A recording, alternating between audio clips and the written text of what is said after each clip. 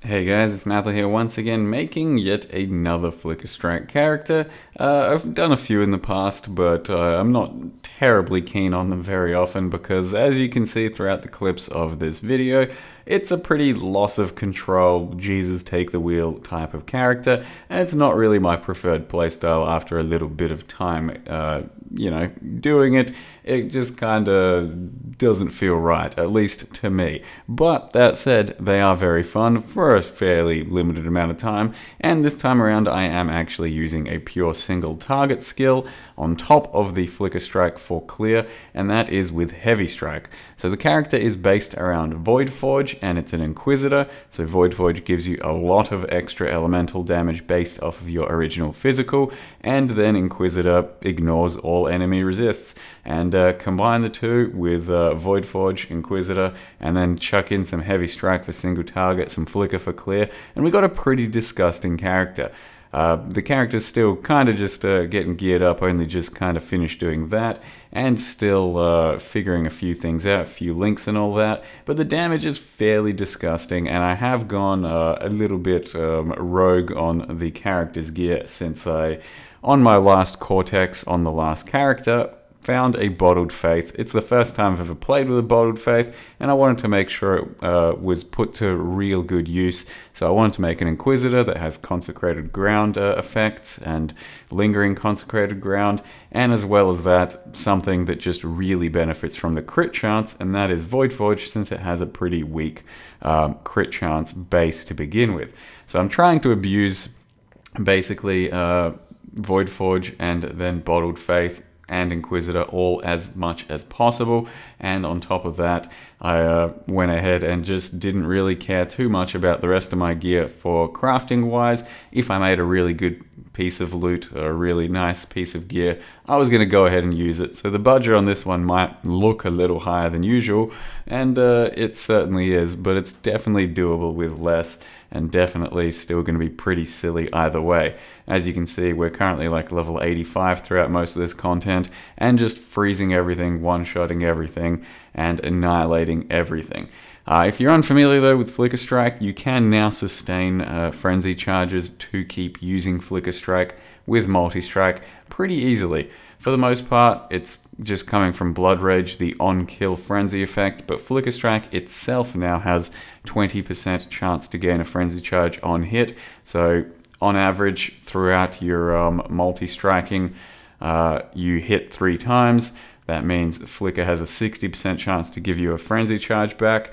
Chances are, when you're just flickering even on single target, you can do some pretty decent sustain, especially if you start out with 4 frenzy charges against an enemy target. So we don't even necessarily need a single target skill in this setup in the form of Heavy Strike, but it's the first time I've ever really gone into a single target for Heavy Strike and stacked a whole bunch of the double damage and just went huge on it, and it feels fucking good, and I'm sticking to it because I really do want to see the one-shots. I want to see the one-tap freezes, and Metamorphs so far haven't actually fought back, haven't actually had a chance to do anything, and we freeze them 100% of the time and they just die. So far, up till like tier 13, 14, even though I've still got a bunch of stuff to fine-tune, it's been pretty damn cruisy. And that does also factor in with some Lord Abyssus action, so there is some squishiness involved, but none you'll actually feel or ever notice because nothing ever really hits you. So the character hasn't really died to almost anything except for my own stupidity for a few little maps and map mods and that sort of thing. And all in all, so far, it's been a pretty good experience. So I do want to get into how the character's built thus far. So the character is currently level 88, and it's called Deathless Second Try. You can figure that one out. And it would not really be a Voidforge video if I didn't have to explain everything about Voidforge and, well, how criminally underrated it still is. There's the weapon, bunch of physical damage to start with, not too much. Your elemental damage can shock, so our biggest current damage is typically cold, and it can shock. and then on top of that get a bit of area, but the main line is 300% of weapon physical damage as extra damage of a random element. Now that does not usually show up in Path of Building, and it doesn't usually give you any tooltip. So I do feel like people find it tough to build around, or tough to identify the fact that it's that good, because it doesn't plainly tell you how good it is to begin with. So the idea is you stack lots of physical damage because it's kind of got a weak physical damage to start with, and then all of that turns into extra elemental, lightning, cold, fire, and you then scale crit and crit multi. And currently the way I like to do it is to just add Voidforge in this capacity to my shared item list, so you can put that into your actual build whenever you want. So simply you just grab a Voidforge, you edited it to, instead of doing 300 of one, you just do 100 of each and edit it to look exactly like this. And that should simulate roughly what the actual damage is going to be of the Voidforge in the end. Of course, it's not entirely accurate since currently I've got a bit more cold damage happening, for example. But that's roughly what it's going to look like. And you then save it and then chuck it into the shared item list, and then you can use that on every character you ever want to, as opposed to having to just start and re-edit it every time you want to chuck a Voidforge into your build. So that's what it's based around, and it is a lot of extra elemental damage. So we do also have something like Hatred that'll grant extra cold, as well as scaling the cold portion of this. Since auras aren't particularly good for this type of build, you don't want to scale any flat lightning, flat fire, anything like that. You just want some flat physical, which is Herald of Purity, and then I guess Hatred isn't too bad, or Skitterbots aren't too bad. But that said, we do shock a huge amount of the time, and for huge amounts, so we should be generating our own just about 50% shocks most of the time. Aside from that though, the gear is just then emphasizing all of that. There's nothing quirky or interesting from the rest of the gear. It's just strong shit. So you do want the flat physical from Abyssus. They go hand in hand together because it's also got a bunch of crit multi. You do want, ideally I guess, a little bit of crit on your chest. You do want some crit multi, some elemental damage, some hopefully physical as well, but I don't have any of that on your amulet. A Mark of the Elder is just about the perfect item for this build. It does have a lot of fizz, a little bit of life, and then when qualityed up, 88 attack damage, which is quite hefty. A little bit of conversion, because initially, as you can see, you get 300% extra of the physical you have as a weapon elemental damage, whatever, and it says deal no non-elemental damage. So you can only deal elemental damage. Chaos and physical doesn't exist. So your original 100% physical that you start out with won't exist unless you convert some of that damage. So this here converts 25% of our physical into elemental. So instead of 300% current elemental damage, we now have 325%. So the potential out there is to have 400% weapon elemental damage, but you have to then convert the rest yourself. So I do have another 25 there, and throughout the tree I do have another 20 there and 20 there, and that leaves us at 365 elemental damage. So I'm currently wasting 35% of my fizz, which isn't doing anything. So it's not quite optimal, but you do have to weigh up the pros and cons of what you're going to take and how you're going to convert, because past a certain point it doesn't necessarily make it worthwhile to convert, as opposed to getting some attack speed or some crit multi. So currently 365 is a pretty easy number to get, thanks to just a bit of a glowcraft and then those two passives. Other than that, still using similar sort of belt that I used in plenty of other builds.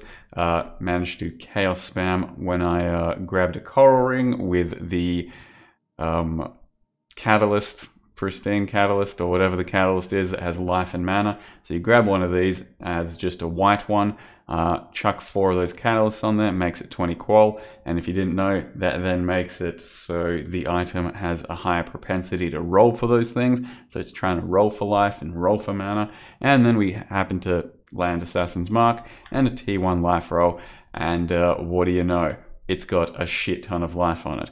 As well as that, I then managed to just grab a pair of two-tone boots that were eye level 86, so that's 15C. I then spent maybe 300 or 400 chaos spamming until I found a decent enough boot. So similar boots like this, just a few res and then movement speed, I found several times. Finally, I was happy with the ones I got here. I managed to craft life, and then since there's one spare prefix, you Redeemer Orb Slam onto these boots.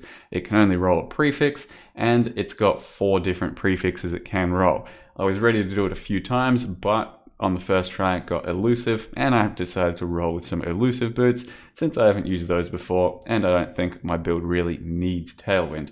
Likewise, with this sort of chest, I went out and just grabbed a few of these temple chests. So temple mod, there's just a lot of life, bit of life, bit of resists, and 1 spare suffix, 1 spare prefix, and then just slammed it with a hunter orb. So you buy plenty of these chests, and the chests are basically worthless. I've got several of them that are 30 to 40C or so, lots of life, lots of resists, 1 spare prefix, 1 spare suffix. You craft the prefix yourself for just a bunch of extra life, and then you slam a hunter orb, and you got 1 in 4 chance of hitting attacks have crit, and that was the goal with that one. So it's pretty simple, but you just need a bit of starting currency to get something like that going. And then of course the Bottled Faith itself, got from a Cortex, does cost a lot of money, but I've never played around with one, wanted to give it a shot, and it is pretty damn nice for the additional crit, for the amount of charges you can use, and of course that sort of extra damage taken for the enemies too. Aside from that, we've also got a Lion's Roar, Diamond Flask, and a Cinder Swallow with a bit of crit. The actual main links for Flicker Strike, they're only on 5 link. You hardly need any more than that ever. Flicker Strike, Fortify, Ancestral Call, Multi-Strike, and Awaken Melee Splash. Awaken Melee Splash hardly feels necessary, so you don't have to get one of those if you don't want. And then I tried to make the single target itself an actual real 6 link. So we've got Heavy Strike, Melee Fizz, Ruthless, Weapon Element or Elemental Damage with attacks, Close Combat, and Damage on Full Life.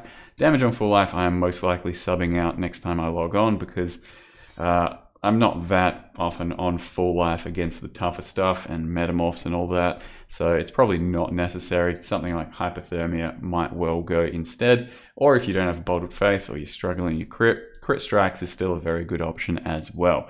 Aside from that, we've got Hatred, Herald of Ice, Enlighten, and Herald of Purity up here. So Herald of Ice is just for clear because it feels a little nicer seeing the effects and exploding a bit more, but Herald of Purity is going to be for the single target, so we'll just swap this out for Herald of Purity when we want to do more damage. Then go to Blood Rage. That's what sustains a lot of your frenzy charges when flicking about on packs. Flame Dash, Precision level 5, War Banner, and then down here I've got Ancestral Protector, Summon Stone Golem, Leap Slam, and faster attacks. Though I'm probably going to remove Ancestral Protector for a War Chief and a Vaal War Chief, because I want to have the biggest single individual hits for my Heavy Strike possible, and War Chief is going to do that as opposed to Protector. You can see currently with this scuffed pseudo POB, we're averaging a 1 million hit on Heavy Strike, though it's probably more like 1.5 million in reality, especially if you factor in something like Shocked, which should be up most of the time, and it should be pretty good for the one-shots. We are using 2 Weight of the Empires, which are just 20% double damage for Heavy Strike. Since Flicker Strike doesn't really need any additional help in the clear, I'm focusing more on the single target. There is still plenty more life to get in my tree. By level 93, I should have about 7k life, and Abyssus won't even feel that bad. But I'd say the passive tree is fairly versatile. You don't have to go out this way. You can get more life, you can get more damage, you can get more attack speed. It's kind of up to what you want, but I think for the next few levels, I'm probably filling out life and maybe trying to make sure I've got enough accuracy as well. So far, I'd say that's it for the character. I will say actually my first 4 points were into Pious Path and then over to Inevitable Judgment. But yeah, that's it for the character description. Hope you guys enjoyed the video, and hope to have a really big endgame crushing video up for the next one for this guy. Thank you very much for watching, and see you next time.